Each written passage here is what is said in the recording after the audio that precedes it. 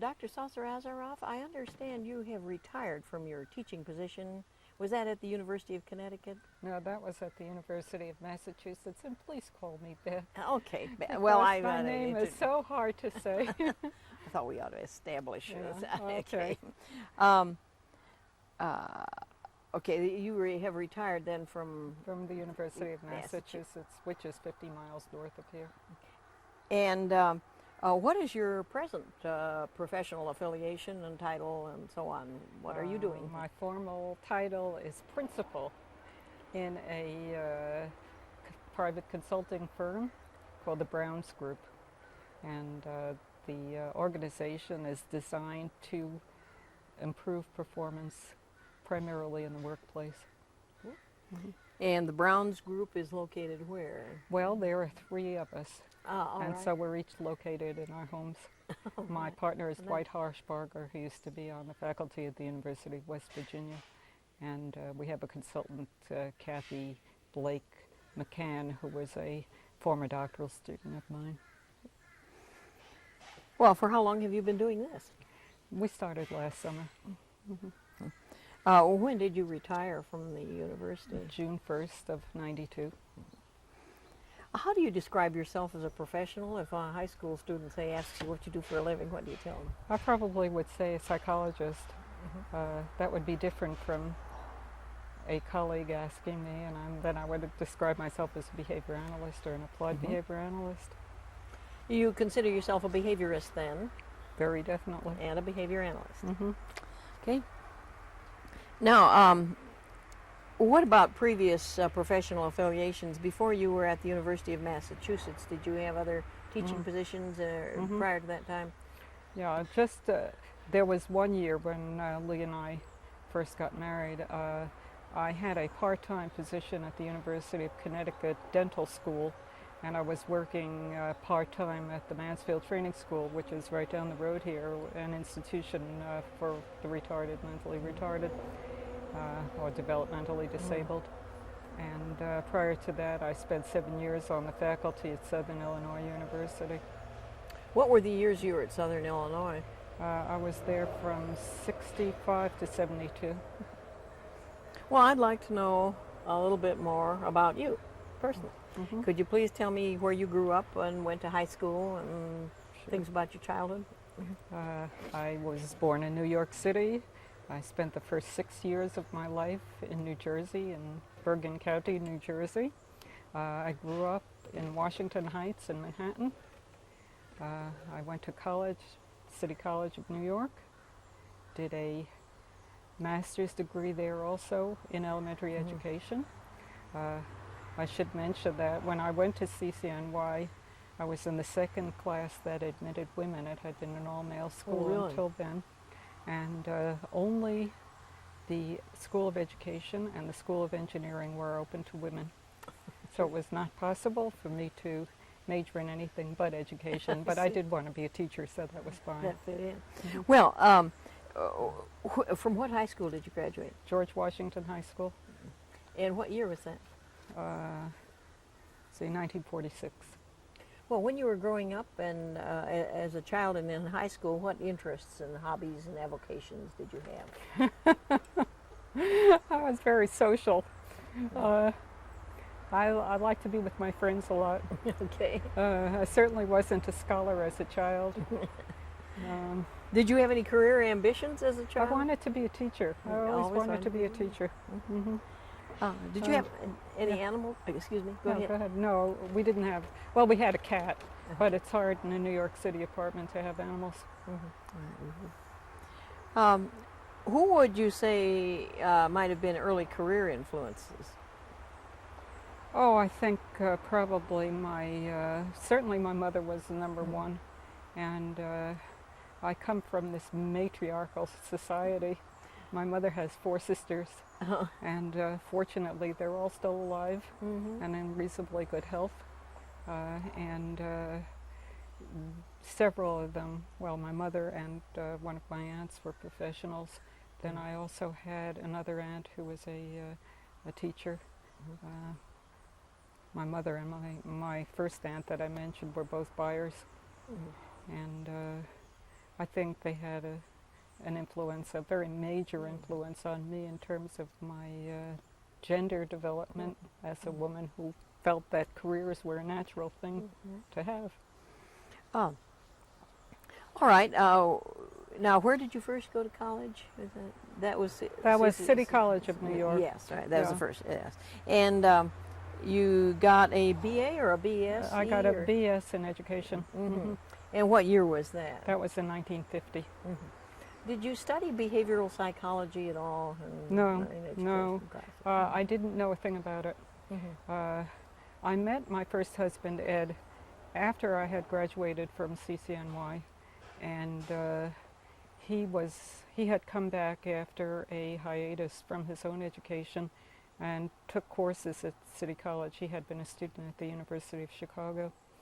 And after he graduated, he went to Teachers College, Columbia, and did his doctorate in clinical psychology, but he did take courses with Nat Schoenfeld, and he became very interested in behavioral psychology, and that's really how I had my first introduction to it.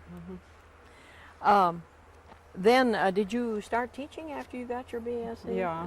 And how long did you teach? Well, I taught in New York City for 5 years. I taught in San Antonio. No, I guess it was less. It was 4.5. I taught in San Antonio for 1 semester, and then in Washington, D.C. for a year. That was because Ed was drafted, and I was following him around the country. Well, what were those teaching years? What years were those? 50 to 56. What did you teach? I taught elementary school, grades 1, 2, 3, 4, and 5 at various times. The latter ones were for classes of children who didn't speak English. We didn't call them bilingual classes in those days, but it was my job to teach them to speak English. And I was teaching in Harlem in New York, so it was a very challenging kind of an experience. Well, what happened after these teaching years? What did you do next? Well, my first son, David, was born in 1956. We moved a year later. Let's see, I was taking courses at TC at that point. I finished my master's in 53, and then in 54 I started taking courses and entered the doctoral program in school psychology at Teachers College. That's Columbia. Yeah, right, at Columbia. And but I was only taking courses, a couple of them at a time. And then David was born in the midst of that. Then Ed completed his coursework and took a position up at Syracuse, in Syracuse at the State University of New York Medical School in Syracuse. And so we packed ourselves up and went up there. The following year, I had a second child, Richard, so that was in 1958. I also was taking courses more one at a time in their school psychology department. Was your husband's position a medical position, or was he? Well, he was a clinical psychologist, yes, and so he was in the psychiatry department at SUNY. Well, tell me, were your career goals changing at all during this time? Definitely. Okay, what happened to your career goals? Well, when I was teaching in New York in particular, I found myself in a situation with a class full of children whose behavior was very difficult to manage, whose motivation was very lacking, whose interpersonal skills were very different from those that I had experienced, and who weren't learning very much. Now, you know, there were a lot of differences, a lot of variability in there, but I began to wonder why on earth all this was happening with these children. I didn't understand them. And that's why I started taking courses in psychology at TC, Teachers College, Columbia. Interestingly enough, the first courses that I took there were strictly psychoanalytic, because that was really all they had to offer in the clinical area in 1954, 55. And, but it was around 1955, I would guess, or 6, I'm not sure about the dates, and you probably know them better than I finally got to read Skinner's first paper on teaching machines. And that got me very excited. And of course, Ed coming home and talking about that, we began to, little by little, look at the situation from a behavioral perspective. But it took a number of years until we could do that in a more sophisticated way. The other event that happened is he must have been taking this course with Schoenfeld the year I became pregnant, because he came home and told me about baby box. Okay. And we got from Anne Rowe, whom you may know of. She was the wife of Simpson, who was okay. the head of the Museum of Natural History. You're right. Anne Rose Simpson. Right. She was a clinical psychologist, and I don't know if I think he had some direct contact with her. Anyway, we ended up with a baby box for our first child, and then kept it for our second. Well, how was your experience with the so-called baby box, which I think is a terrible name for well, these I things, don't know. We were calling it a Skinner box for a while, and my mother called it a torture chamber. Did you consider it to be successful? Did it work the way you Well, wanted it to? you know, it was just a convenient kind of a crib, is all. That's the way I thought about it. Yeah, I did raised you mine as in well yes. also? Ours we built ourselves. But, yeah. Well, this one was a hand-built one. We only had the baby in there for sleeping purposes and so forth. People thought we were keeping them in there all day long and maybe pressing bars or whatnot, but they just slept in there, and it was temperature managed, and it was a comfortable kind of an experience for them. We did find, though, with the first child, he'd lie there and scratch on that plastic like this, so we gave him a towel, and he just cuddled up next to it, not a towel, a receiving blanket. He needed, apparently, that soft tactile kind. I think we did something similar. Yes, Yeah. right. But it was wonderful. They didn't have to wear all those binding clothes and things. Sure, and that made part the was laundry a lot easier. Right. And you didn't worry about that getting cold or choking or whatnot. Right, yeah, it was a very successful experience. Well, now, at what point did you go back to graduate school to get your graduate degree? Well, actually, as you can see, I never really stopped. I was always taking a right, course or two. So I was enrolled in the school psychology program at Syracuse, and we only stayed there 2 years. Ed had done his research for his dissertation on the MMPI, and for some reason he wrote to Stark Hathaway. And Stark Hathaway wrote back and offered him a job at the University of Minnesota, so we have something in common. Yes. And off we went to the University of Minnesota, at which point I said, listen, if I'm going back to school, we've got to stay put. I can't keep changing from one doctoral program to another. So I enrolled there. I took a course one semester, and then I enrolled in the child clinical, and later switched over into the school psychology program, and finished all my coursework and collecting my data before Nate Azarin enticed us down to Southern Illinois.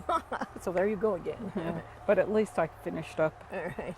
So you did get your degree from Minnesota. Yeah, I did. What year was that? 66. So here you are with Nate Azarin down in Southern Illinois.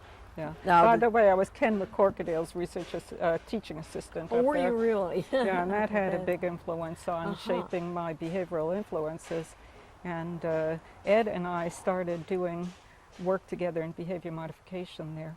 Ed really was responsible, I think, with bringing knowledge of behavior modification to the University of Minnesota. I don't know if you were there at that time. No, I had, let's see, what year was this? Well, I'm talking about 1962 approximately. No, we had already moved south. Yeah. My last experiences at Minnesota were in the late 40s, early 50s. But where I was trying to get my doctorate back together after having had 2 or 3 children. Yeah, similar but, kind of a situation. I never finished mine at Minnesota. But okay, so so he invited, he put together a conference. I think it was around 62, 63, a behavior modification conference, and the people who came were Ione, Bijou, I think possibly Lindsley, I'm not sure. Who else? Lovas, whoever were the big names in the field, of which there were very few at that time. And this was at Illinois, at Southern Illinois or at Minnesota? No, that was still at Minnesota. Still at Minnesota, Mhm. okay. There was a famous conference I've heard about at Southern Illinois later too, I guess. Oh, but- yeah, right. Okay, so this was at the University of Minnesota. Yeah, and that had a really big impact, that particular conference. I think a lot of people became very interested in behavioral psychology. Ed and I were working together as colleagues at that point. I was doing work in the development clinic, the child development clinic, and we were working with families together. And that seemed to support a lot of our interests. And I had the educational interest, and then I moved into the clinical interest. And so that's really where my work really started, in applying behavioral procedures toward modifying or Who was teaching your new major behavior. advisor there? I worked with Bob Orlando primarily. Also, Travis Thompson was on my committee, and Ken McCorkadale, and let's see. Well, there was a fellow from Straight Learning, whom you probably don't know, and then Bob Wirt was my minor advisor after I switched. Also, Jan Duker, who was the head of the school psych program, took over. Bob Orlando left before I finished, and then she took over as chair of my committee. The person in learning wasn't W.T. Heron, was it? No, he was there at the time, but He he wasn't, wasn't. No, this yeah. was a young fellow, and I'm afraid I don't remember his name. Well, then what year did you say you finally got your degree? Well, I got my degree in '66, but I left in '65, by the way, pregnant with my third child. All right, so now you go to Illinois, and Nate Azrin is on deck. in Yeah, well, Illinois. he was the one who seduced us down Yeah, there. I understand, yes. Uh-huh. Now, were both you and your husband working at Illinois? Did you both have positions there? Well, no, he had the position. He was brought down to set up what I believe was the first behavior modification program in the world, probably. And that was 1965. I was coming down with my dissertation data and a baby about to be born. So I determined that I would do no job hunting, no socializing or anything until I finished my dissertation. What did you do your dissertation on? What was it? It was with retarded children, and it was a match to sample study. And we looked at different reinforcing contingencies, quality of reinforcers. Yes. Well, in what year would you say you became a behavior analyst? Can you pin that? You mean by, in Were- terms of the language, or in terms of my Yeah, conversion to your a behavioral conversion, approach? let's say, your conversion. Probably that year of that conference, I would say. Mhm. Probably around 1962. What do you consider the three most important books you've read? That is, books that have influenced your career. They don't necessarily have to be psychology books. Well, I think Ellie's book. I certainly got a nice broad perspective. And what was the name of that one? That was the analysis of human operant behavior. That really introduced me to the possibilities of the breadth of behavior modification. When would you say you read that? I think I read that in around 66, 67, whenever it first came out, about little William C. Brown. Prior to that, I had not read any of Skinner's books until later on, and that was sort of retrospective. I've used and learned a lot from books like About Behaviorism and the Technology of Teaching. I've used the Technology of Teaching as a textbook for quite a few years. In terms of my later life, Yeah, anything you consider as outstanding or influential on your career. on my career, well, you know, some of them are Anytime. more recent. You know, That's like all right. like Darwin's evolution of the species, or that was I probably don't have the name right, but Origin of species, I believe. Origin of the Species, which I read just maybe about 5 years ago. But it helped me a whole lot to see how these pull together after reading Skinner and his behavior consequences by selection and so forth, behavioral change and evolution. So those were very influential. But I read all the time. Well, what about journal articles? Do any of those stand out being particularly influential? Probably the one that had the greatest influence early on was the Wolf, Baron, Risley, the Wolf, Risley, and Meese article, which was in the English journal Behavior Research and Therapy. And that described the first study that was done with developmentally disabled or mentally retarded children. Or this child, Dickie, was autistic, but because I had an interest in that particular population, it had a huge impact because it showed how you could systematically apply procedures that had been developed in the laboratory to help people acquire new repertoires of behavior. Anything else in the way of journal articles? Well, I think there are classics. For example, the Current Dimensions article in the Journal of Applied Behavior Analysis certainly helped to delineate the direction of applied That's behavior the one analysis. they call 1968, volume 1. The Grizzly Bear and Wolf. Right, Yes, right. Okay. By the way, did you start your operant, when you started doing research in operant behavior, did you start with animals?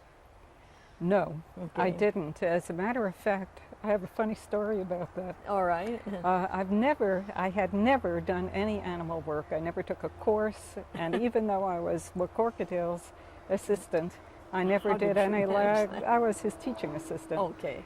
So I'd never done any animal laboratory work at all. And in my graduate training, since it was mostly school and clinical, I didn't have the opportunity to do that.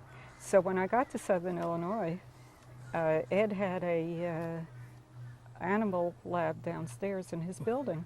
So I decided I'd better go and learn how to shape a pigeon, which I found was very difficult. I did much better with children. Anyway, I had been working with this pigeon and trying to work the food hopper, and I spent 2 days on the darn thing. I mean, not whole days, but blocks of time. And I finally got this pigeon near the disc, but he just wouldn't go to it. You know how Skinner says he wants to take that pigeon and shake it, or the rat, and shake it by the shoulders and say, behave, Shove its nose damn out. you, behave. So I went upstairs for a cup of coffee, and in about 5 minutes, one of my colleagues came up. He says, Beth, he says, your pigeon's down there pecking away at the disc. I said, it is? He says, yeah. He said, it was so close. I gave him a couple of feedings and off he went. So I nearly killed him, but that was my first and last. I got so punished by doing that, I've never done it again. Okay. Well, do you feel animal research is relevant to human psychology? Absolutely. On a scale of 1 to 4, how relevant, with 4 being high end? 4, Okay. definitely. What main contributions does animal research make to human psychology, in your opinion? Or what principles are most important? Well, I think there are methodological aspects, and then I think there are the findings of the methodologies. I think one of Skinner's most brilliant accomplishments was the development of the, quote, the Skinner box, or the operant conditioning chamber, to be able to develop a laboratory, quote, preparation that would enable people to look at animal behavior as they operated more freely, rather than in those days, they were doing mazes and forced choice kinds of situations, and it just allowed such a rich data source to be generated. So, of course, animal research permits you to do all kinds of controls, and in a way, I think it's a lot harder to do applied research because we have such a difficult time setting up adequate controls. So methodologically, I think it's terribly important, and from the good methodology has allowed a lot of very effective principles to be developed. And I'm talking about all the things that relate to schedules of reinforcement and choice behavior and so many of the others that are so significant. And we've been able to look at those and extrapolate from them and apply them in real life situations. Well, when did you start doing research after you finished your degree and had these babies and things? When did you start doing? Well, actually, I had research? started, of course, Before, earlier. okay. After your doctorate, yeah, I mean. after my doctorate. What kind of research did you start doing? What were some of the topics you tackled, or problems you tackled? Well, early on, Ed and I continued working in the area of autism together.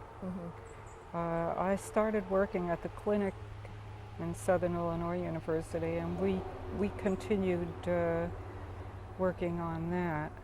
I also did research on learning. I had a couple of projects with graduate students where we did research on PSI types of activities. I also did work with another learning project where we used what was called the student response system.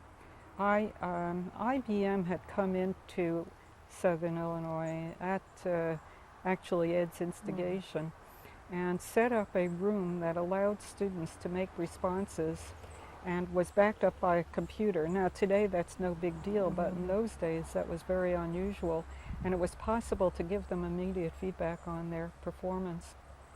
And so we did some research in that. So it was largely educational and clinical at that time. Now the PSI, the personalized system of instruction, did this use teaching machines, or was this just the interactive? Well, we weren't doing a strict Keller plan system over there. I did that later on. But it was a situation where I would give daily quizzes to my students and give them immediate feedback. And they learned very well with that method. And of course it was an easy one for me, but they were multiple choice questions, which I'm not crazy about. So, but we published, not he and I, but with graduate students, we published several papers on work with developmentally delayed kids, teaching language to autistic children. Lovas's work had a really big influence on me.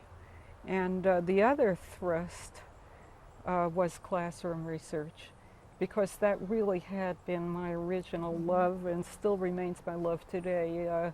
I am most interested, despite all of these going off in different directions, I am most interested in effective education and how we can take our best national resource and make the most of it, and that's our children. So everything that I'm doing, I'm always seeing how it ties to that area. So we had done several studies with token economies in classrooms and gotten some really stunning results. This was on changing academic behaviors, right? Exactly. And when did you do these studies? We did those in probably 69, 70, 71, maybe 72. I'm not sure about the years, because in 1969 Ed got cancer, and he died in February of 70, and a lot of that time is sort of a blur. I mean, I kept going with it because that was my coping strategy. I published a book and I think 8 research articles within a year of his death, but some of the dates and times are a little fuzzy. Well, did you continue with his classroom work? Did you actually get out to apply any of it in public schools? Yeah, we did. I did a couple of studies.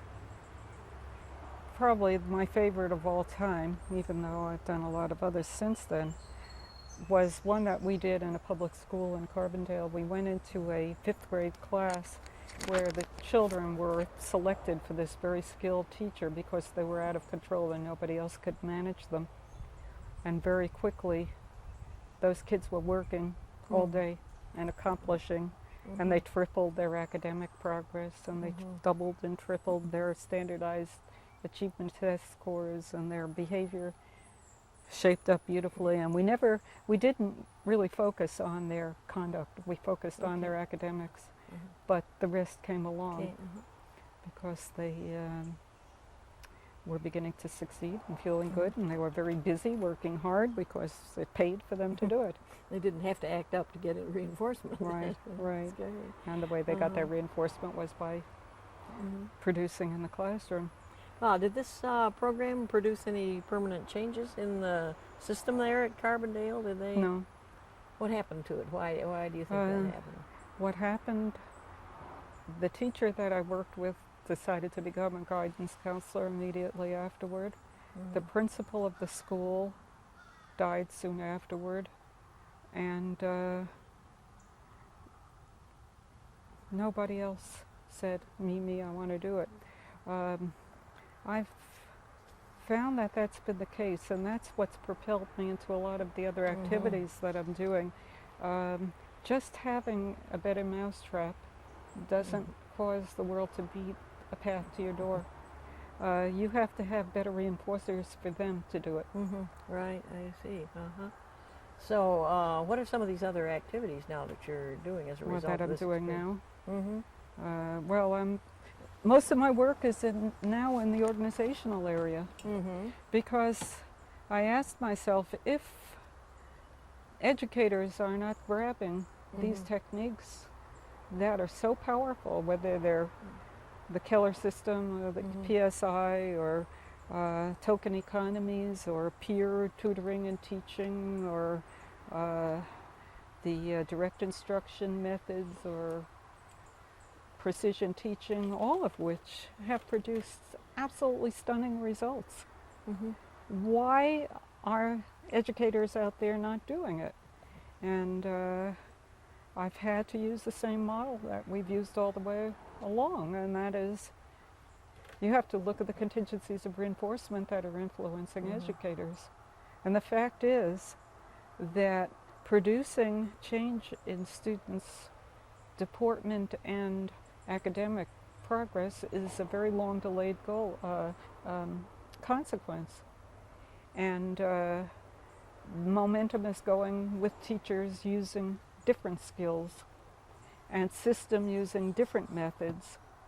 And so it's hard to change the teacher's behavior in isolation of some support from the system.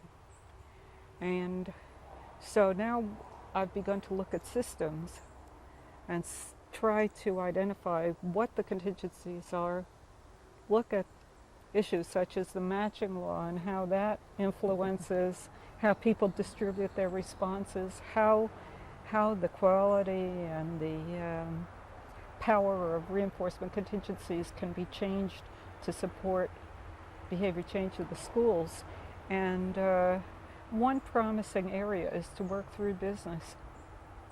We have had some serendipitous results by working with business people. So I went into it because I wanted to study group contingencies in organizations. But what's happened is that in getting into this field, we're finding that business people who are using behavioral procedures, like Aubrey Daniels, whom I guess you've spoken to already. It was through him that I got this insight. A lot of his people were beginning to say, well, why can't this work in our schools? It seems to work so well for us in business. And they started putting pressure on their schools to change. And when you begin to look at it, it makes a lot of sense, because what are the most powerful contingencies on educators? It's the school boards, it's the business people, it's the community. And So that's sort of where I am now in this regard, trying to learn more about how these influences operate. So you're trying to work, make changes in the school system by changing contingencies for administrators and teachers. I mean, that would be down at the end of the road. Yes, right. That's your ultimate goal. That would be an ultimate goal. But I have to also say I love doing the stuff that I'm doing, and it's an awful lot of fun. I've been working now in the safety area, in the occupational safety area, and we've been able to, with a lot of people's collaboration, make some really, really exciting differences. And I've been working in the quality area, and again, some very exciting and remunerative for people. Right. And that's a powerful reinforcer for people in business, so that they're more receptive to learning about these methods. Yeah. Because we can show you made all this money. Look. So you're going in by the back door to the teacher problem in this way. Right. And I don't know that I'll live long enough to bring it back to education, but in terms of my own activities, because unfortunately I don't have students now to go do this work, but at least I can communicate it at conferences and meetings and write it in papers and books, and that's the way I'll try to do that. How long have you been doing this kind of work? The organizational? Organizational. Well, I started probably around 1976 doing my first safety study, and it was in Lee's building, my husband's building. He was the director of an Institute of Material Science here at the University of Connecticut, and he's a physicist. And he had a student who had an accident in another building, and we got to talking about it. He wasn't wearing the safety glasses, and so I developed a program for them, and I published that first paper on safety, I think around 1977, 78, somewhere around So you've been at this for a while. Yeah, but that's been in parallel with the work that I've been doing all through on education and on developmental disabilities and teacher training and learning and so forth. You mentioned something about, when you were talking about changing the behavior of teachers, if I didn't misunderstand this, something about the matching law. How did this work in connection with teachers' behavior? Could you give us an example? Well, just conceptually. If a teacher has a choice between keeping things as they are and changing them, the effort involved in changing is a very costly effort. It's so that they're more likely to stick with the one that they're doing. And there's not enough on the alternative reinforcement contingency of a powerful reinforcer ordinarily to promote their changing. And so I think our task becomes, as we've been able to do in some other work, of enhancing those reinforcing contingencies, making them more powerful so that when the choice situation comes up, they might be more likely to move over to that. What behavior analytically related accomplishment are you most proud of? Well, probably the study that I talked about in the classroom, although that never had any wide circulation. I published the report on that in the follow-through program, one of their books that Bushell and Hopkins and that group out in Kansas edited. But it was so exciting to me to see the very same kinds of children I had taught in New York begin to get really hooked by learning. So that's probably the thing I'm most proud of. Always the most recent ones that you do are also the most exciting. And most recent one was a quality program that we did in Bangkok, Thailand. We, in fact, we're still in contact with them, and my partner, Dwight, is out in Bangkok as we speak. And what we did is we worked on a same model we've used for everything else, program to help quality to be improved in the factory. What kind of factory is There's this? a shoe factory that makes athletic shoes. and they contract with a large international company, and they wanted to improve their quality. And we set up a system that enabled every single one of 2,800 workers to be observed every single day and receive feedback every single day on the quality of their performance, and to receive positive recognition for the good work that they were doing. And as a result of that, the reject rate was cut in half, and the productivity increased by about, I would say, maybe 8 or 9%. Great. That's impressive. Made them a lot of money. Yeah, right. Made the workers happier. Sure. Absenteeism dropped, turnover dropped, smiles increased. So it's not exactly a sweatshop technique. No, I think that the techniques that we use of using positive recognition and reinforcement just really improve the quality of people's lives. As I am in this field over and over and over again, and I can ask you this question and everybody else, particularly people working in an organization, what is the thing that you wish you had more in your daily life? And they almost always come up with, I wish people would notice what I'm doing and or recognize the effort that I'm making. And this system does that for them. Great. You had mentioned working with groups of people, children and adults, in group contingencies where you reinforce a group as a group. Yes. Do you find the need for any new principles in applications of this sort? Not really. I guess I tend to be parsimonious. You know, Minnesota taught us to be very parsimonious. Yes. I think that working with groups is really working with individuals, but probably establishing a social context so that the interaction between people becomes more reinforcing. We've done a series of studies on group and individual kinds of contingencies, and if, as a function of the group effort, the group receives reinforcement, we've been able to detect more helping behavior. So it sets that in motion. But of course, each person as an individual is a recipient of reinforcement. I don't think there's any hypothetical group reinforcement effect. It sounds like you have an interest in that, and I hope we can pursue it. In any of your work, did you experience any failures of operant principles? It's not possible to do that. Okay.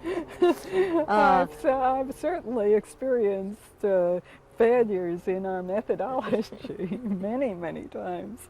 But the principles, our principles, I mean, laws don't change. What happens is that you fail to notice something that you should have, or manage something that you should have.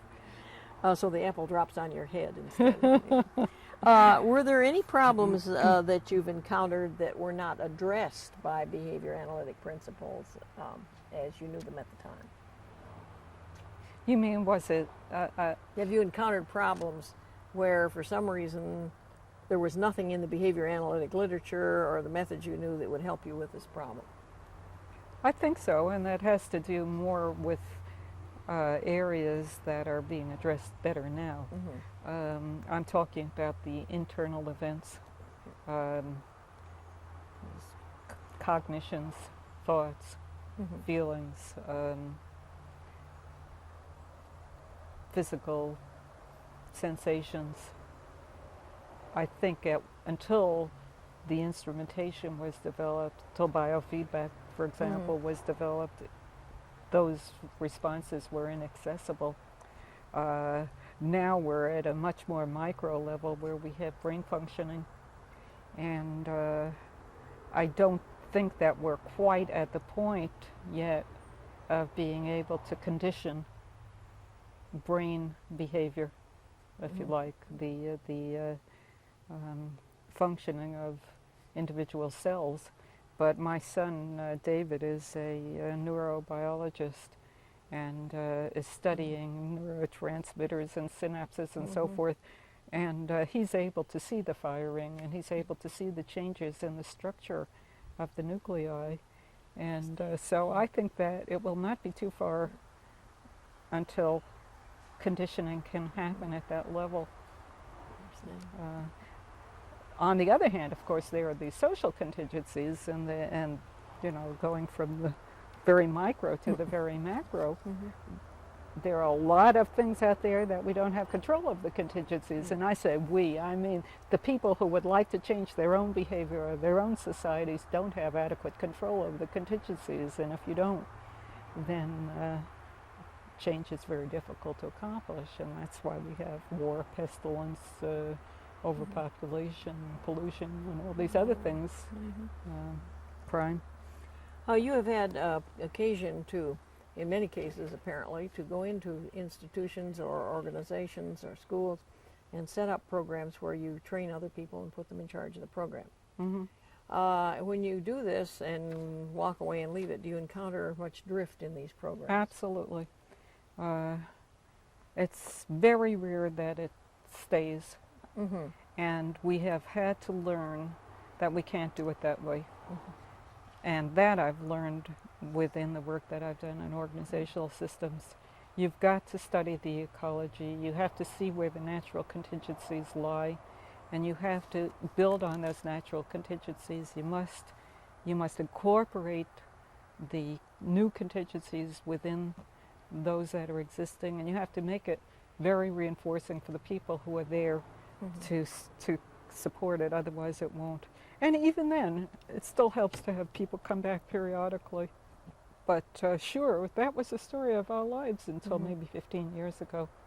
We'd go in and help people meet the goals that they had and accomplish wonderful things and leave, and 6 months or a year later they were gone. And you asked me earlier, do I see situations where the principles don't apply? Well, it wasn't a case of the principles not applying. It was a case of our failing to recognize that the principles were working very well. You believe you have a better handle on this sort of thing now and have built into the system, right. way to keep it from drifting. Well, sure. I think I don't. I can't sit here and say we can go into an organization and create a perfect system because there are always external events over which we or the people we're working with don't have control. But I think we have a much better knowledge of how to go about doing it. Good. Have you encountered any ethical objections about changing or manipulating behavior? You mean from the population at Yeah, large? from population. Sure. Lots of them all the time. Although I do have to say they've gotten less. Really? I mean, just the notion of people, the notion that behavior is lawful is something that's very, very hard for many people to accept. The notion that behavior is determined by contingencies of reinforcement is very difficult for many people to accept. They have other explanations. I think that people have a notion that their behavior is self-determined or determined by chance events, and that's a very hard notion for them to give up, particularly the ones who have the sense that what they do is always of their own making and determination. And that's, as Skinner said in Beyond Freedom and Dignity, and that's speaking of books that influenced me, I think that was one of the biggies. Giving up the freedom is very difficult. So when people have that kind of a reaction, then they want to use all the ammunition that they can muster to draw attention to the negative aspects of it. And so, of course, the issue of the ethics of, do we have a right to go about changing behavior? And actually, I think in many cases, that was not a terribly bad thing to have happened. In a way, you know, like, it might have made our lives miserable as behavior analysts in the beginning. Because after all, we were all well-intended and we were going to use positive methods to do good things for people. it made us very sensitive to what we were doing and how we were going about it. And I think that it really generated a whole area in the applied behavior analysis area, behavior modification field of ethics. And I do have to credit my husband, Ed, for that in part because he wrote one of the first papers on ethics. And he wrote the first paper that people don't know generally on the therapeutic contract. And that was somewhere around 1962 or 3. And so it really, in a sense, set up a situation for us to do things that were better. And so now when we work with individuals, it's always a mutual kind of an activity. It's directed toward their goal and our goal, but not behavior modifiers, I hope, don't go in and say, you're going to do what I want you to because I have superior wisdom. We don't have superior wisdom. And determining what the ultimate goals of an intervention or treatment are has to be something that people engage in as a cooperative endeavor. Also,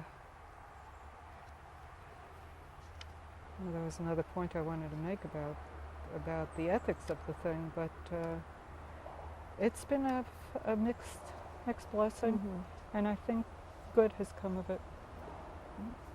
Oh, I know the point was that not all behavior analysts do the right thing. I mean, we're human beings and we make mistakes too, and sometimes our goals are not the goals of other people, and we or our procedures are not the procedures that other people accept, and that's unfortunate. And I hope they stop doing it if they're doing it. Okay, have you encountered any objections to the use of operant methods with human subjects because the methods were based on animal research? Yeah, I've certainly encountered that too, and but not in the past several years. I got a lot of that early in my career. I'm sure. People don't like being treated as if they're animals, and a lot of people don't recognize that they are, and that the laws of behavior transcend species. Have you encountered any objections on the part of the subjects, the people whose behavior you're trying to modify? Not myself, no, because I've never dealt with a subject, quote unquote, a client who was not there on a voluntary basis, with the exception of some of the autistic children or very retarded children that I've worked with who might not have been verbal or capable of communicating. However, we have had cases where we've had children who've resisted procedures, and at that point we've allowed them to leave the situation. So the answer to that is no. I wouldn't do it. There are too many people out there who need help and want help to do it with people who don't. Now, what about administrative resistance to establishing programs of this sort? You hinted at some of this in regard to school. Sure. You've encountered this kind of thing. In many, many places. In the developmental disabilities field, though, that resistance, which was very strong when I first started working there, which was in the beginning, it's practically non-existent anymore. There had been a backlog of psychoanalytic perspective in that field, and the notion was that people who had developmental delays and other severe behavior problems should sort of be allowed to cathart. And that's counter to everything that we know about effective teaching.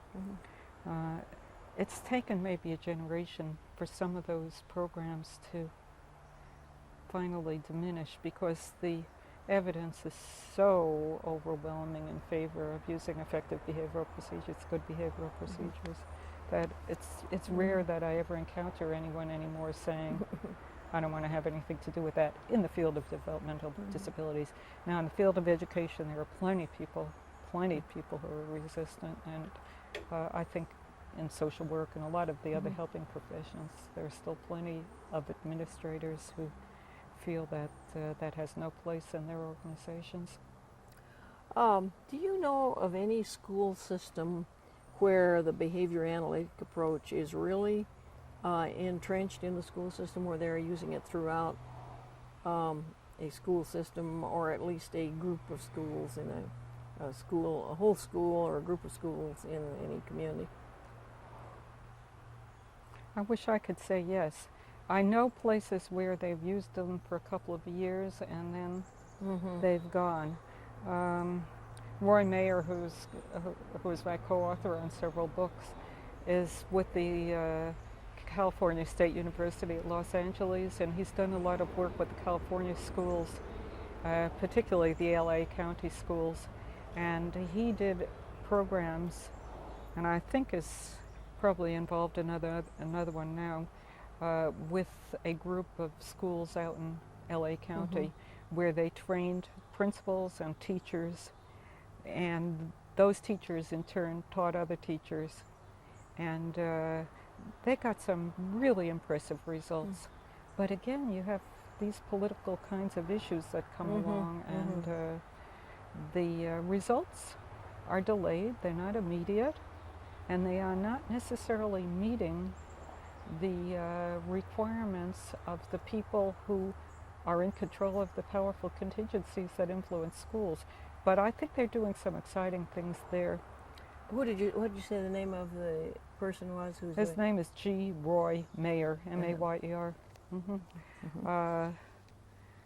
I know of people who are doing them in schools and programs for the developmentally disabled, all over the place. Yes. I was thinking of the ordinary public school. There are pockets of them. Aubrey Daniels could tell you about some that he has contact with. Paul Weisberg in Alabama, but he's doing Head Start kinds of things. What about the things that Julie Skinner Vargas is doing in West Virginia? You know, I don't know enough about what's happening there. Have you asked her about that? Well, I interviewed Julie. This is getting a little aside from this interview. Right. I failed at the time to ask her whether these were really programs that were in place and they've been there for some time and were continuing, you see, or whether they were experimental. So. Yeah, no, I don't know. I talked to her the other day, but I don't know. Is she back, by the way? She's in, no, I called her down in St. John's because of the fire to tell her about that. Was there any event in your career that dramatically changed its direction?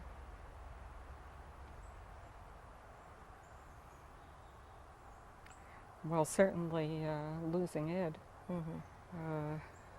and meeting Lee on a cruise in the Caribbean, Really? and it really was a moving love here to boat. moving here to Connecticut. It certainly was. It changed my career in the sense of where I was doing my work. I don't think it made a tremendous change in the direction of my career, because it was probably had its own momentum at that point. But, for example, the safety stuff that I mentioned before, certainly that episode has pushed me a lot in this organizational direction. What do you consider to be your most significant or influential publication?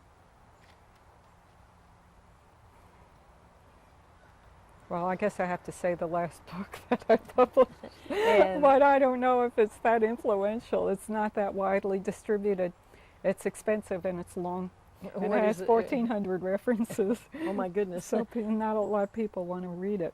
What is the name of it? It's called Behavior Analysis for Lasting Change, and that's with Roy. And when was that published? It came out in '91. What do you consider at this point to be the overall significance of your work? I'm usually too busy thinking about what I'm going to do next to think about things like that. I don't know. I think a lot of the work that I've been doing is work that a lot of other people have been doing. Maybe Well, even when I started in the safety area, Judy Kamaki was doing it first. When I worked in the education area, Sid Bijou and Ark Lindsley were doing it.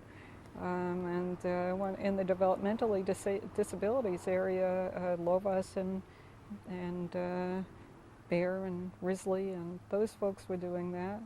Well, of course, just because you aren't the first to do it doesn't mean that you can't do meaningful work in a field. No, I guess maybe the public school thing Yeah. of showing that we can do these programs in public schools and do them very effectively in ways that the children love, the teacher who uses it love.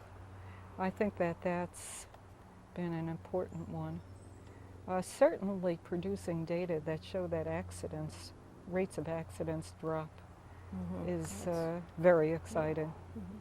And I'm very proud of that, of the work we've been doing in that. And we've been able to show that repeatedly. Great. So I think those are pretty significant. And people tell me that I have a way of being able to communicate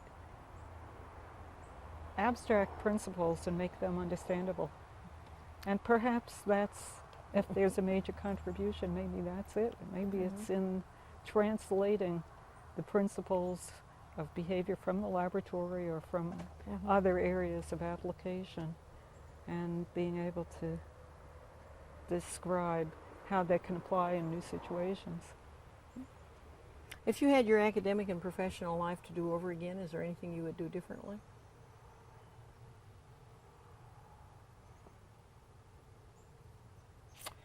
I'd take a lot less courses in testing and psychological testing. Okay. All right. I certainly wish I had had a better science background as an undergraduate and as a graduate student. Part of that was due to the situation at City College where women, I was an elementary education major and I took biology and geology. And in my graduate career, if I hadn't audited a course in physiological psychology, I would have had practically none of that. If I hadn't worked with Ken McCorkadale, I would have gotten a lot less of the more hard science side of things. So I guess if I had it to do over again, I would emphasize the scientific, particularly the biological sciences.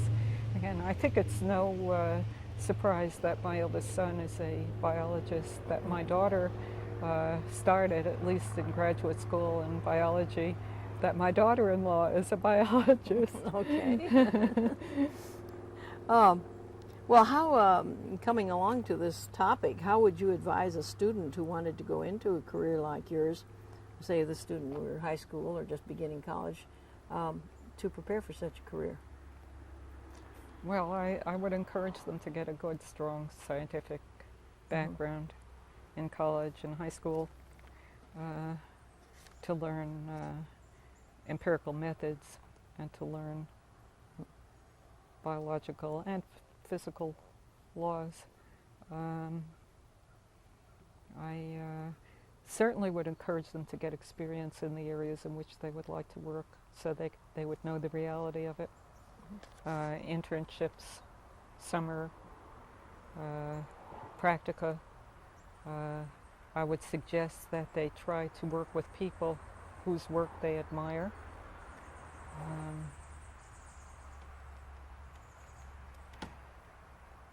I would suggest that they try to get work in laboratories, which I did suggest to all my children, and they did. My own children, as well as pretty much any undergraduate student that I've taught. You know, you asked me about major contributions and things I'm very proud of. And I think, speaking of undergraduates, I'm very proud of the work that I've done with undergraduate students, and I miss them terribly. I imagine you do. I taught applied behavior analysis for many, many years, ever since the beginning. And that would be a course for graduate students and advanced undergraduates who are sort of honor students. And of the undergraduates who took that course, and they were usually about a third, varied, of the class, I would say that over 90% of them went on and got PhDs. Good. in the field. Mm-hmm. And it might not have been behavior modification, but it was in some branch of behavior analysis primarily. And something had to have happened in that course to promote that. Do you feel there are any major roadblocks now for minorities or for women in this field? Women, a lot less. Mm-hmm. That changed along with the women's movement, I think, gradually. I was the first woman who was president of ABBA, of Division 25. I was the first president of the Berkshire Association for Behavior Analysis, but I was the first there, and the others, I was the first woman. It really required a concerted effort to get me elected by women. And I don't remember the year of the ABBA election, but it wouldn't have happened if there weren't a women's group. It was at that point a very male-dominated area. I was one of the very few women. I think it was in 1972 an article came out in Psychology Today. You've probably seen it, I think, because of Shapers at Work. And I don't remember the number of people who were featured in that, but I think there were 2 or 3 women among them, and the rest were all men. Today, I think we're about even, Stephen, and I think women are beginning to move now more into the senior ranks, and that's fine, that's great. Minorities is a different issue. We do have quite a few Hispanics in the field, but in terms of Afro-Americans, we have practically none, and I think it's terribly tragic. At ABBA, we tried to set up a program called the Underrepresented Group, and to provide reinforcement in various ways for people who brought people into the field. At the Cambridge Center, we have programs also that we're trying to develop to enlist Afro-Americans and other minorities into the field. We also don't have very many Asians or Native Americans in our field. We have another program that we're attempting to initiate at the Cambridge Center, which would involve the Native American school system. So there may be ways of perhaps bringing people in. Probably the people who've done the most are in Kansas City in that group, and that's Vance Hall is primarily responsible for that, and Todd Risley. So they've managed to bring more Afro-Americans in, but it's been a tough battle. And anybody who has any suggestions, I'd love to hear them, because So it's not that there are any roadblocks here, except something about the situations that lead them not to go or seek positions in this field? Well, you know, I think that there are a variety of reasons. Number one, the representation in higher education has diminished. It's a political, a social, and an economic kind of a situation.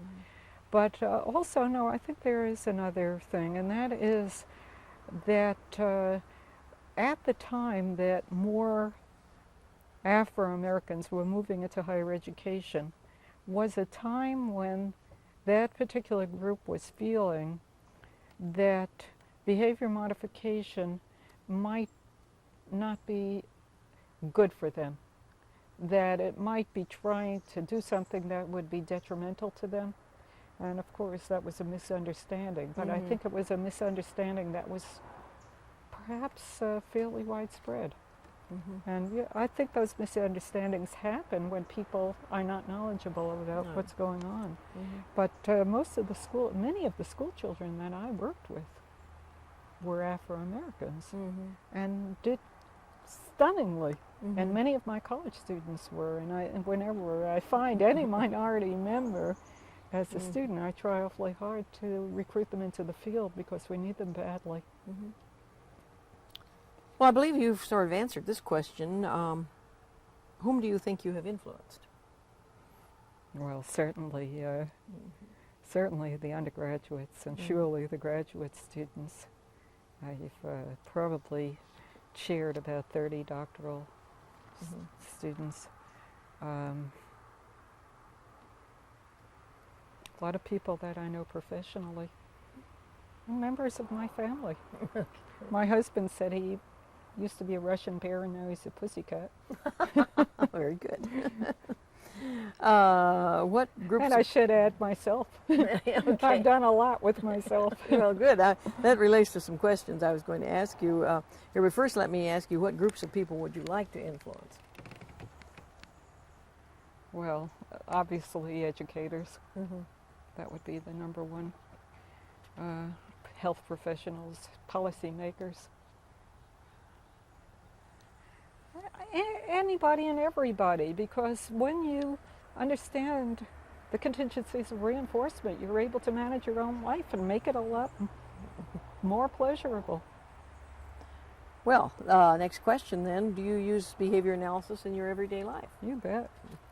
All the time. With your family? With myself, And yourself? primarily. Okay. Well, I was going to ask you if you use behavior analysis to modify your own behavior, Mm-hmm. and what examples, what sorts of things have you worked on, would you say? Well, this is one technique that I use. I tell people all the time, and whoever asks or has an interest, that since 1972, I've been doing exercise at home for at least 20 minutes a day for 4 days a week. And that's one of the contingencies I use, and now if it's going national, I better keep doing Yes, you it. have. Right. We'll hold you accountable for this. I also use it I've used it to modify my own thoughts and feelings. Mm-hmm. I have learned to put under stimulus control thoughts or feelings that would make me unhappy. And so, not that I go around smiling all the time, because there are lots of tragedies like this fire at the Cambridge Center the other day. They're there and they're real, and what grieves, but one also can learn to put them into proportion instead of allowing them to envelop your whole life. When Ed was dying, he turned to me and he said, I don't know how you're going to be able to manage without me. And I said, you've taught me how to do it. So, and he did, and I used a lot of those, the things I had learned to cope, as I mentioned earlier. Do you feel behavior analysis has been successful in solving human problems? Well, certainly on a micro scale it has. I think that behavior analysis methods now are standard in the field of developmental disabilities, there's no doubt about it, and in special education. It's certainly very strong. But on a major, large scale, no, I don't think it's gotten there yet, but the hundreds of thousands of demonstrations, and I really think they're in the hundreds of thousands now. Must be, yeah. I remember when there were only 4. Certainly show that you apply principles and they're universal. And so now I think we're at the stage, we mustn't ever stop doing our basic research and refinement and so forth, because what we know is that much and what we don't know is huge. But I think we're at the stage now where moving into more broad-scale application is called for, and I think it'd be really justified. Well, on this scale of 1 to 4, with 4 being the high point, how successful do you feel behavior analysis has been? Well, it depends whether you're talking about in terms of discovering or demonstrating the application of the principles. It's been a 4 in terms of making an influence on world society. I don't think it's been much higher than a 1, mostly because people don't know about it, and many of those who know about it aren't making use of it, and it's understandable that they're not, but they aren't, so I can't say that it's had a world-shaking influence. The work that we're doing at the Cambridge Center, I think, is directed in part to that. Our mission is to try to do scientific work, transfer the technology, and that's what we're talking about, to humanitarian purposes. And I think we're trying to encourage people to develop models and systems to accomplish that. Can you think of an area or some new area in which behavior analysis has not been tried where it might be useful in solving human problems? I think there are probably quite a few of them, but offhand, you know, it's sort of been accepted in the places where other things weren't working. Mm-hmm. But I think here, if we talk about in everyday life, in marriage, in child rearing, as a matter of course, I would like to see behavior analysis taught in the schools just as numbers and reading, writing, and arithmetic is taught, so that as children are growing up, and I don't mean just through instruction, I mean through laboratory experiences and supervision and so forth, so that they can learn to control themselves and their own lives to make them as reinforcing as possible. So I think it's in the ordinary everyday life where it has hardly been touched. I mean, there's been a lot done in parent training and so forth, but again, it's at the project and program level. It's not at the large level. How do you feel the public perception, of general public's perception of behavior analysis has changed over the years, say since the early 60s to the present? Well, it's difficult for me to say this as an objective person because I'm so invested in it, and the people that I am surrounded with know me for a long time. And so generally I don't get negative reactions from them of the same sort that I used to get early on. But when I first started teaching, I would always have people in my classes who were very angry and very hostile at the thought that they were being, quote, forced to learn this stuff. And it might take them days or weeks or months until they began to see it in a different way.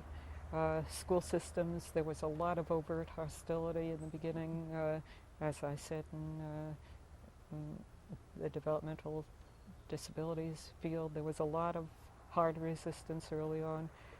Certainly in clinical psychology, there was an awful lot of it.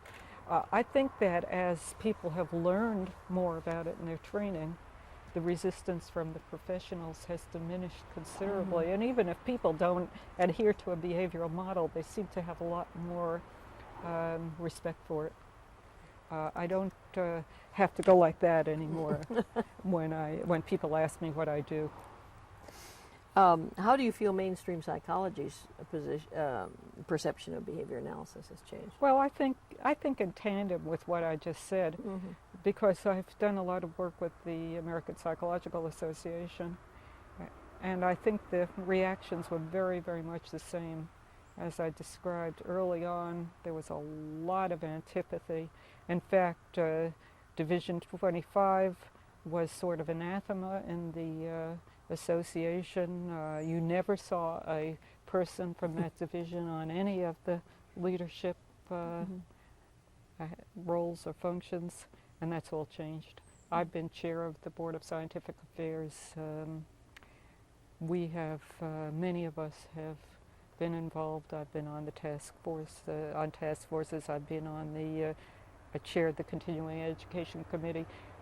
Many more of us are now involved in more mainstream of psychology, and there are many more behavioral psychologists or people with behavioral training. They don't have to be behavior analysts, but for example, a lot of the people in physiological, in some in industrial, in school psych, there are lots of them, in child health, child and family, there are lots of them. Division 33, developmental disabilities, practically all of them. So yes, I think that there's been a big change within the field of psychology. What was it like to give papers at the APA in the 60s compared to recently? How was has the reception changed? Well, I think the audience has changed rather than the reception changed. Okay, well, I think that's what I meant. Yeah, I think that we tended to have more of us in the audience in the beginning. Now you'll see people going on, and I do myself, I'm going to APA, and I'll probably go to some industrial psychology papers. And I think that more of those people might come to some of ours. We're getting a lot more co-sponsorship by other divisions. Good. What about the training of psychologists? Do you feel that the training of psychologists has changed over the years? Both the curriculum and the methods and the philosophy of, let's say, shaping the behavior of the future psychologists? In some cases it has, and in some cases it's still back in the 50s. I do about maybe one a year accreditation visits to different universities. And sometimes it's very distressing to see what's going on.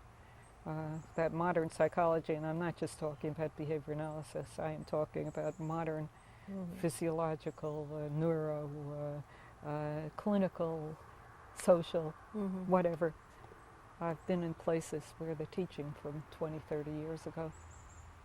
And that's very distressing. I've been in programs. I'm more likely to be invited to the behaviorally oriented programs, and of course those are more up to date and contemporary. But you know, we can also get bogged down in 1970 behavior therapy, and we have to be careful about that. Okay.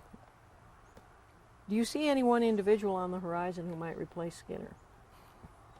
We talked about that earlier. Is there anyone to replace Galileo and Darwin? No, I don't. I think there are a lot of brilliant people out there, and accomplished people, and talented, and creative. But people like Skinner don't come along. Are you optimistic about the future of behavior analysis? I think I have to be, because if you look at the numbers, whether it's publications or it's numbers of people trained or focuses in training departments or fields, I think any metric that you use shows that it's expanding, that the field is expanding. But that doesn't mean that it's always a smooth kind of an expansion. And sometimes people expand in directions I just assume they don't. But for example, in the study of aversive consequences, I'm not crazy about seeing people use those things out in applied areas. But I feel pretty optimistic about it. But sometimes it's a rough way to go. On a scale of 1 to 4, how optimistic? Well, that blends with my own innate optimism. Okay. I'll give it a 4. All right. Where do you think the field is going in the next 10 to 20 years? What directions do you see it taking?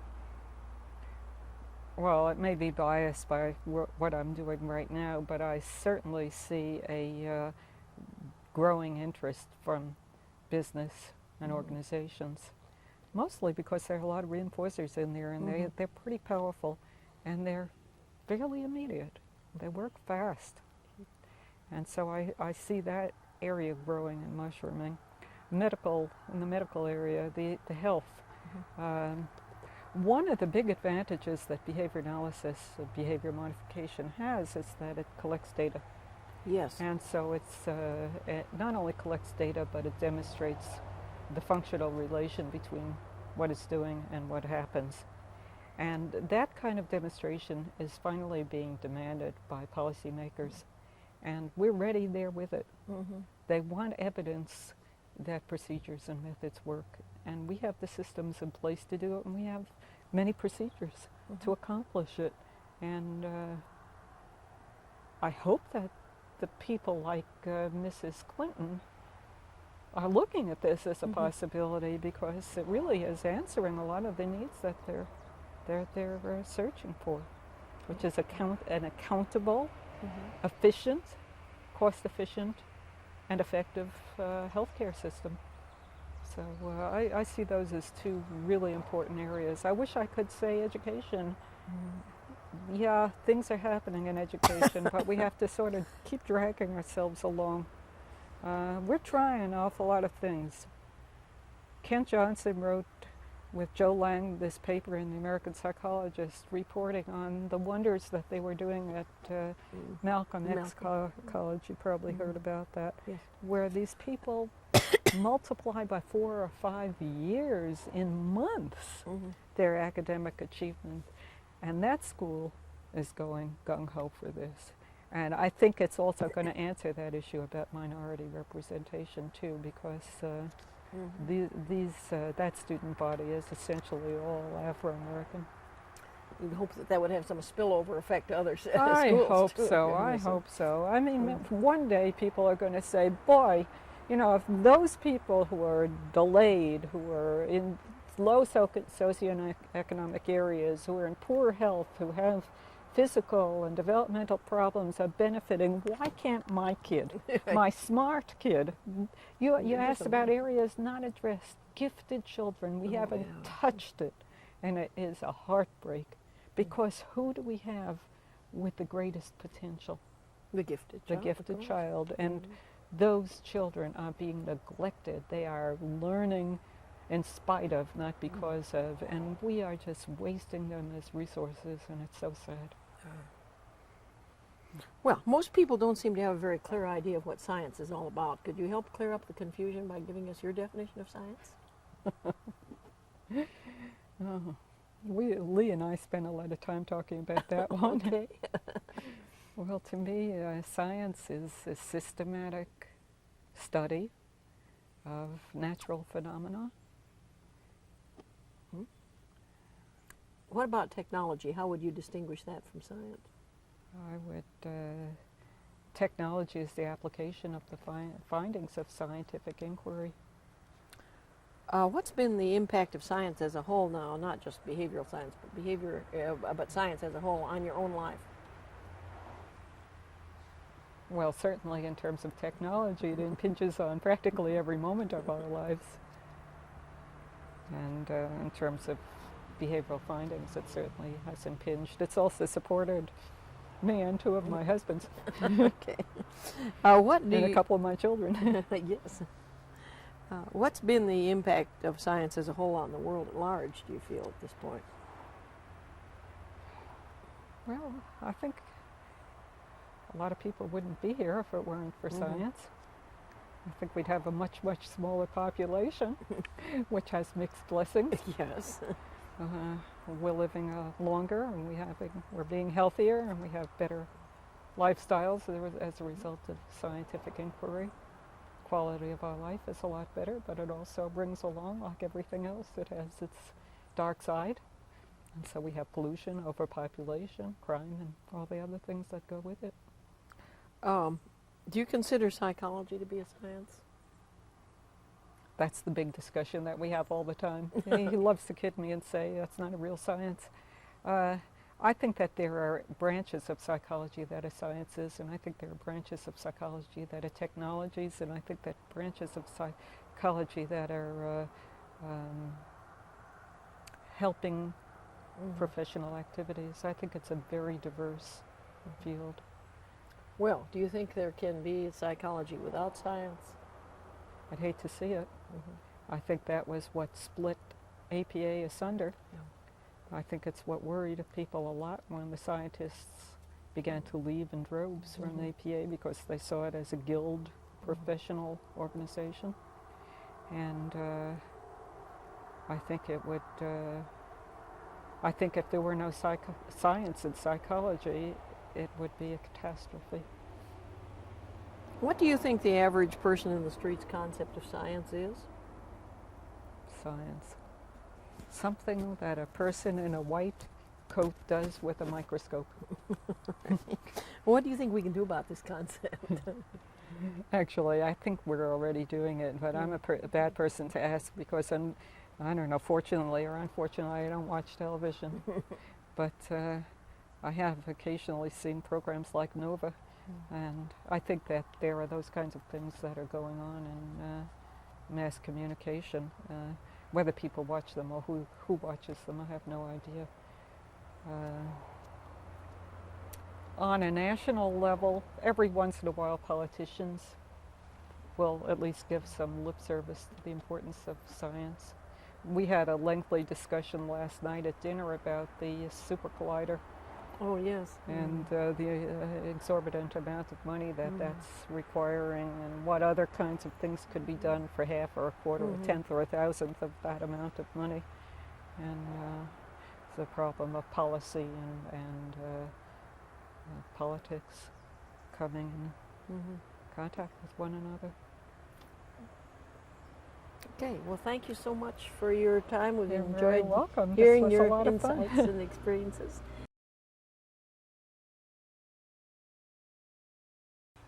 You've now been appointed the head of a prestigious psychology department, and you now could staff that psychology department with psychologists that of your preference. That's a really good question. Is that still on? I don't. Yes. It is. Okay. What is your selection? How would you choose? What criteria would you choose? Well, I may be run out of town on a rail, but I would bring in an eclectic department. I would not set up a department of all behavior analysts. And my reasons for that, because there's a lot of good science that's going on out there. I think neuro and physiological psychology are doing marvelous things. I think that social psychologists are discovering interesting relations. I think that clinical psychologists are developing good practices. Industrial psychology, I think, is important because it's a profession that allows us to transfer technology. I'd be very selective about the people that I hire, though. I'd want them to be scientists. Yeah. And I'd want them all to be scientists, although maybe not all of them would be doing laboratory research. I would want them all to be involved in some way with research and with scholarly activities. And I'd like the quality of that to be really good. Now, personally, it was a lot more fun for me to be at Southern Illinois. Not that I was not in the behavior modification program. I was in the educational psychology program. But it was great to be able to go down the hall to Ed's program and turn to people and have all these colleagues to talk to. And I've missed that. That's why Ellie, Reese, and I are such good friends, because we're very much alone up there in the valley, and we've turned to each other because there are so few. And I would have loved to have some more behavior analysts. We have one person who does basic John Donahoe at UMass, and then we have several behavior therapists in the clinical program, and we tend to sort of pal around together, but in terms of applied behavior analysts, I was the only one. And we also had people in the School of Education with whom I could communicate and work and so forth. But also, UMass was a very rich program. I spent time with those other people, and it was very good for me, and it was a nice experience. Melinda Novak, who has a primate laboratory, I learned so much from her. From Bob Feldman, we have two Bob Feldmans. One's a social psychologist. I've learned a lot from him. There are a lot of people in my department. Mike Royer, who is more cognitively oriented, works in reading comprehension. Learned a lot from him. So I think that it's a healthy thing to have variety in a program. Certainly for students, I think it's a healthy thing. But I'd like to have a nice nucleus of behavior analysts. Okay, you have this department now and all of these wonderful scientists and all of, let's say, the different flavors of psychology. And you have all of these graduate students running around doing the wonderful things that graduate students do. What are you going to teach them that's going to allow them to go out and change the world any more than the behavior analysts have changed the world in the last 20 years? You mean, what would I say to them to go and do? What would they learn? What could you teach them? What could this eclectic group teach these students that would prepare them better to go out and do whatever they are going to do to change the world? more than was done, more than was changed in the past? Well, for example, let's take the area of social psychology. They've learned an awful lot about how people operate in groups. It's descriptive, it's correlational primarily. But one can view those descriptive situations as establishing operations from an operant perspective.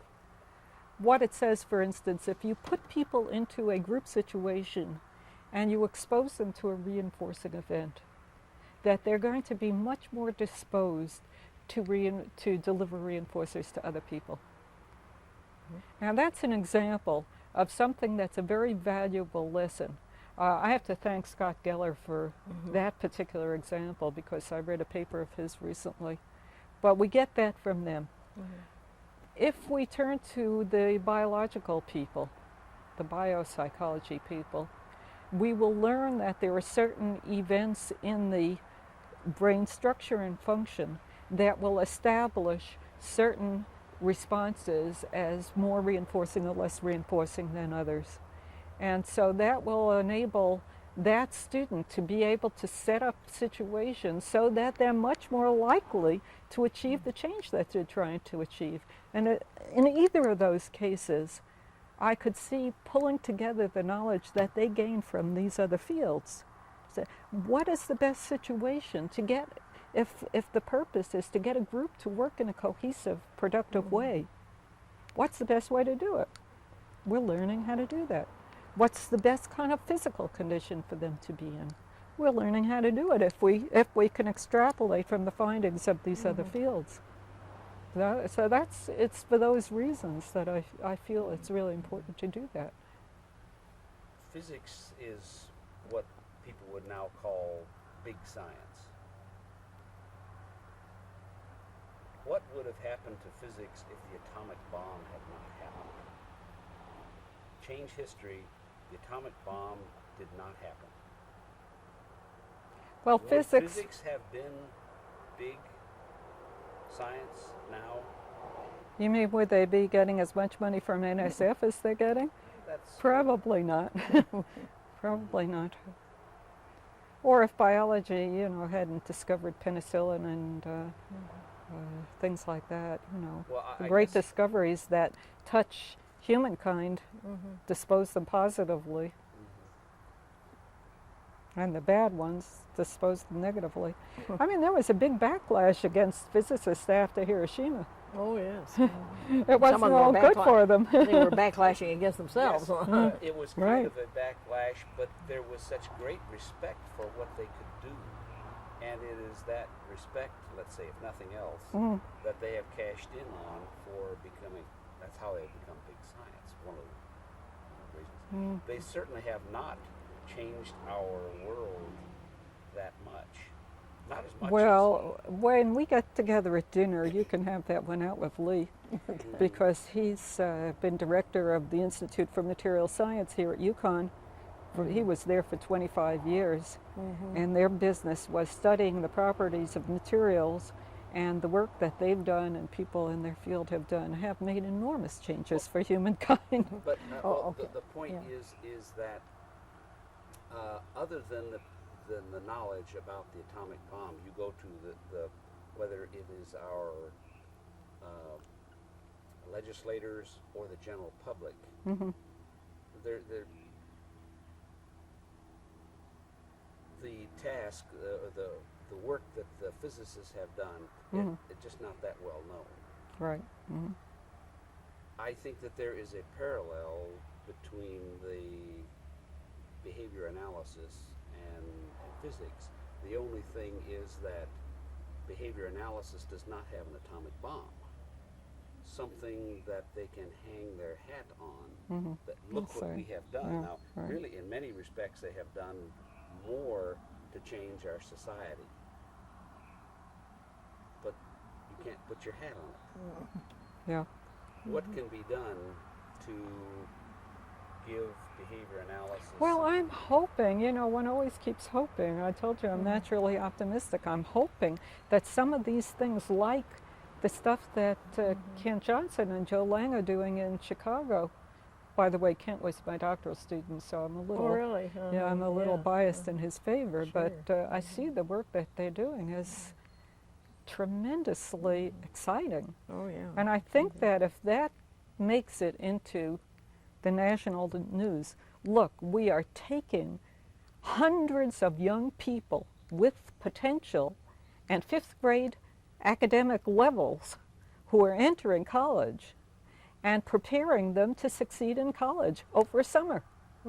Now, you know, that is quite a demonstration. Well, I guess I was just wondering what this imaginary psychology department with its eclectic group, what it could do to either identify or create this single or this area that indeed could be identified by the public is something that behavior or psychology has done. Well, you know, I think we try to talk about and think about those things in the Cambridge Center.